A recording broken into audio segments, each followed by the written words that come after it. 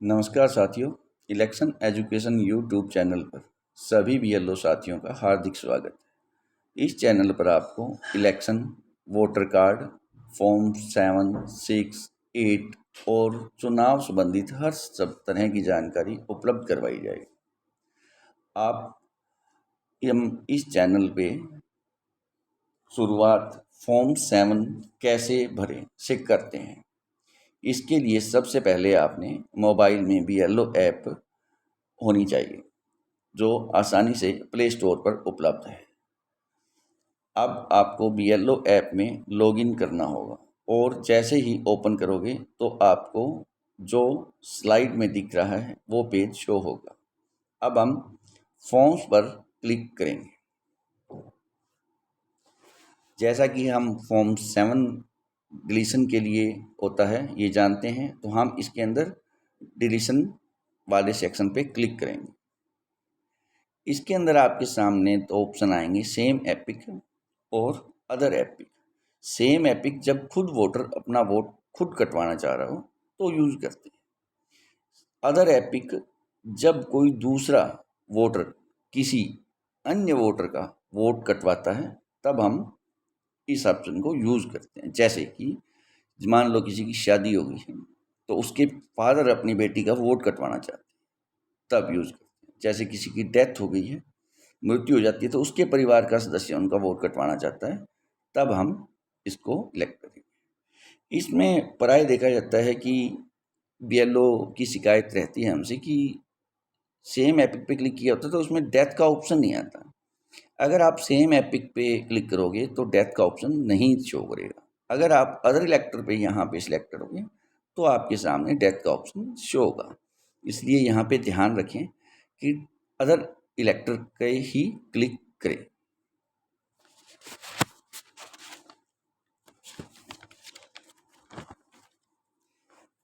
पहले अब आपके सामने एप्लीकेंट जो है उसका एपिक भर देते हैं हम। एप्लीकेंट का एपिक भरोगे उसमें बाद में आपके सामने लास्ट के अंदर जो एपिक नंबर मांगा हुआ है अदर का, वहाँ पे आप अदर का एपिक फिल कर देंगे यहाँ। तो एप्लीकेंट का जो एप्लीकेंट है वोट कटवाने वाला उसका एपिक आ गया और उसके बाद में जिसका वोट कट रहा है उसका एपिक आ गया। यहाँ पे ये दोनों फिल हो जाएंगे। इसके बाद में आपके सामने आएगी एप्लीकेंट और ऑब्जेक्टिव। एप्लीकेंट कौन है? जो वोट कटवाने वाला वो एप्लीकेंट है। ऑब्जेक्टिव जिसका वोट कट रहा है वो ऑब्जेक्टिव है। यहाँ पे आपसे दोनों की डिटेल एक बार दिखाई जाएगी जो एपिक आपने भरा है और उसमें सामने जो एप्लीकेंट पे ऑप्शन आएगा उसे आप सिलेक्ट करोगे और नेक्स्ट कर दोगे। नेक्स्ट में आपके सामने क्लिक जो सेकंड ऑप्शन है ऑब्जेक्टिव सिलेक्ट हो जाएगा। ऑब्जेक्टिव की डिटेल आएगी और उसके आप सिलेक्ट कर दोगे और नेक्स्ट कर दोगे। तो आपके सामने क्या है कि फॉर्म 7 की सभी कॉन्स्टिट्यूंसी के बारे में जो आ जाएगा, जिसमें कि आपने स्टेट, डिस्ट्रिक्ट, असेंबली और सेव एंड नेक्स्ट कर दें इसको लास्ट में, ये चीज़ें डिक्लेयर हो जाएंगी। इसके बाद में आपके सामने आएगी पर्सनल डिटेल। जो एप्लीकेंट है उसकी पर्सनल डिटेल फिल करोगे आप इसमें।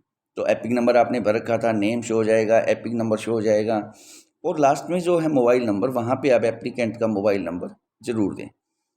और ये मोबाइल नंबर भरने के बाद में आप फिर से सेव एंड नेक्स्ट करोगे और नेक्स्ट आपके सामने जो आएगा तो ऑप्शंस आएंगे। यहाँ पे आप जैसे ही ऑप्शन सेलेक्ट करोगे तो डेथ का ऑप्शन होगा, आपने डेथ के ऑप्शन पे सिलेक्ट किया। अगर शिफ्टिंग होगी है तो एब्सेंट एंड शिफ्टिंग का आ गया है। इनरोलमेंट का है तो इनरोलमेंट का, अगर कोई अदर व्यक्ति कर रहा है तो ये ऑप्शन आपको है डेथ सिलेक्ट करेंगे। डेथ का सिलेक्ट करने के बाद में आपके सामने पूछेगा डेथ सर्टिफिकेट अटैच्ड, ये आपके पास है तो आप इस ऑप्शन को हमेशा यस करेंगे। और इस यस करने के बाद में आपके साथ उसी टाइम ये चूज़ फाइल्स ऑप्शन देगा। जैसे ही आप चूज़ फाइल्स करेंगे तो आपके सामने आएगा कि आप ऐड फोटो कहाँ से करना चाह रहे हैं। Take photos, choose from galleries, पहले से गैलरी में है या मान लो को वीडियो फ्रॉम गैलरी से है, जहाँ से भी चूज़ करना चाहें। बेटर ऑप्शन है कि हम कैमरे से उसी टाइम उसको क्लिक कर लें। तो टेक फोटो पे क्लिक करेंगे और टेक फोटो पे क्लिक करते ही हमारे सामने ये ऑप्शन आ जाए। वहाँ पे जैसे हम ये डेथ सर्टिफिकेट है, हमने यहाँ डेथ सर्टिफिकेट की फ़ोटो खींची और सिलेक्ट करके उसे अपलोड कर दिया, ये अपलोड हो जाएगा। अगर बाई दी वे किसी के पास डेथ सर्टिफिकेट नहीं है, इस में क्या है कि एक ऑप्शन रहता है हमारे पास, BLO को कहते हैं कि डेथ सर्टिफिकेट नहीं है, कैसे काटें। तो आशा वर्कर्स के जो रजिस्टर हैं, इन रजिस्टर्स में डेथ दर्ज की जाती है कि इस दिन इस आदमी की इस वजह से इस डेट को डेथ हुई। उस आशा वर्कर के रजिस्टर की फोटोकॉपी मैं आपको दिखाना चाहूँगा। समथिंग ऐसे इस टाइप से होता है। उसमें से भी आप क्या किसी को भी ले सकते हो, ले करके और उसकी फ़ोटो खींच करके उसका प्रिंट आउट लेके आशा वर्कर के साइन से करवा लीजिए और आप उसे बोल्ड कर दीजिए किसी भी चीज़ से और आप उसे अपलोड कर दीजिए। ये ऑप्शन भी आपका वोट काटने के लिए सफिशिएंट है, ईसीआई द्वारा मान्य है, तो आप ये भी कर सकते हैं। नेक्स्ट इसमें आपके पास आएगा, यह करने के बाद में फ़ोटो शो कर देगा कि नीचे डेथ सर्टिफिकेट की फ़ोटो जो आपने लगाई थी वो शो हो जाएगी। यहाँ से फिर आप सेव एंड नेक्स्ट करेंगे तो यहाँ पे क्या होगा, डिटेल द पर्सन, जो पर्सन का वोट कट रहा है उसकी डिटेल भरनी है आपने। उसके अंदर हाउस नंबर, जैसे उसका हाउस नंबर क्या है वो दोनों इंग्लिश और रीजनल लैंग्वेज में आएगा। मकान नंबर, लोकल एरिया क्या है, वार्ड नंबर क्या है, मोहल्ला क्या है, वो इंग्लिश और हिंदी दोनों में आएगा। विलेज टाउन क्या है वो इंग्लिश में आ जाएगा, आप हिंदी वाले पे रीजनल पे क्लिक करोगे रीजनल में आएगा। पोस्ट ऑफिस क्या है, पोस्ट ऑफिस पे क्लिक करेंगे वो आ जाएगा।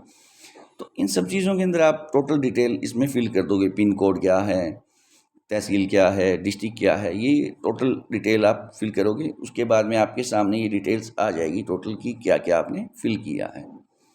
उसे सेव एंड नेक्स्ट करेंगे। जैसे सेव एंड नेक्स्ट करेंगे तो अपने पास लास्ट में पूरा का पूरा कंप्लीट दिखा दिया जाता है कि आपका ये कंप्लीट फॉर्म्स आ गया। इसे चेक करेंगे, चेक करने के बाद में नेक्स्ट एंड सेव करेंगे तो वहाँ पे डिक्लेरेशन आएगी।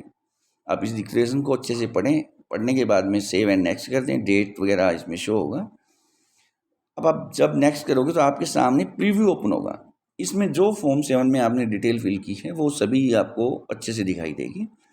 उसे आप प्लीज़ चेक कर लें कि आपने जो एपिक भरा है वो सही है, जिसका वोट काटना था उसी का वोट कट रहा है, एप्लीकेंट सही है, उसका मोबाइल नंबर सही दिया गया है, अपलोड सेक्शन सही है। A to Z चीज़ को अच्छे से चेक करें और चेक करने के बाद में आप इस फॉर्म को सबमिट करें। जैसे ही आप उस फॉर्म को सबमिट करोगे तो सबमिट के बाद में ये डिटेल्स सर्टिफिकेट्स आते रहेंगे, जो डिटेल्स आप चेक करोगे और उसके बाद में इसको सबमिट कर दोगे। तो सभी कुछ डिटेल्स प्रीव्यू चेक किया, ओके है, सबमिट किया। सबमिट करने के बाद में यहाँ पे आपके सामने आ जाएगी रेफरेंस आईडी, जो कि फॉर्म 7 के ऊपर नोट कर लें। इतने तक आप या तो इसका स्क्रीनशॉट ले लें कि भविष्य में भी आपको कभी रेफरेंस आईडी बाद में लिखना है तो इसका स्क्रीनशॉट लेके रख लें, ताकि जब मर्जी आप इस रेफरेंस आईडी को नोट कर लें। एक रजिस्टर मेंटेन करें सभी BLO, उसके अंदर स्लैब वाइज लिखते जाएं कि हमने कितने वोट काटे हैं, बनाए हैं, ये इनकी ये रेफरेंस आईडी है। तो जब भी आपसे इलेक्शन कमीशन कुछ इसके बारे में पूछेगा तो आपके पास एक कंप्लीट रिकॉर्ड होगा। तो इस रिकॉर्ड को ज़रूर मेंटेन करें, ताकि कब आपने फॉर्म फिल किया है और 7 दिन बाद में ये हो गया है तो आप अपनी BLO ऐप पे चेक कर सकते हैं। नेक्स्ट में आपको बताऊंगा कि कोई वोट कट गया है, मान लो उसके अंदर नहीं है, तो आप कैसे चेक कर पाओगे। अपनी BLO ऐप के अंदर ही पूरी वोटर लिस्ट शो होती है। नेक्स्ट वीडियोस में आपको दूंगा पूरी वोटर लिस्ट शो होने का। आपकी वोटर लिस्ट के अंदर कोई है और वो डेथ लिखा रहा है तो आप उसमें चेक कर पाओगे कि, और कुछ वोट ऐसे भी होते हैं जो डेथ नहीं लिखा होता उस पर वोटर लिस्ट पे, बट उनकी एक्चुअल डेथ हो गई होती है और एक्चुअल में वोट कट भी जाते हैं। बट कब छपते हैं, जब नेक्स्ट रिवीजन की नेक्स्ट वोटर लिस्ट छपेगी तब तक आप इसको रखें। लेकिन आपकी BLO ऐप में उनका नाम अगर आप चेक करोगे, ये मैं आपको नेक्स्ट वीडियो में दूंगा। हाँ, अगर हमारे द्वारा दी गई जानकारी आपको अच्छी लगी तो लाइक ज़रूर करें और इसी तरह की अन्य जानकारियों के लिए हमारे चैनल को सब्सक्राइब करें। धन्यवाद, हमारा हौसला बढ़ाएं। Thank you.